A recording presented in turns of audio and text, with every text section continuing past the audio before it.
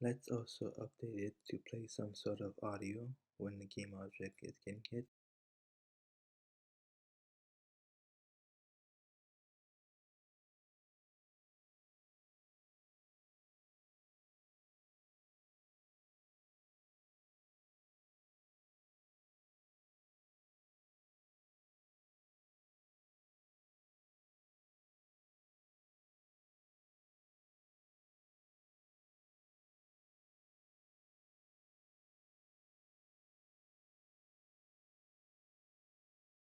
To do that, we first have to add a new HitDef property to define what audio clip to play, like so.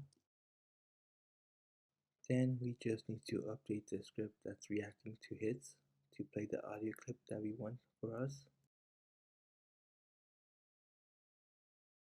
Update the take damage method with a new if statement to check if the HitDef hit sound effect is not null.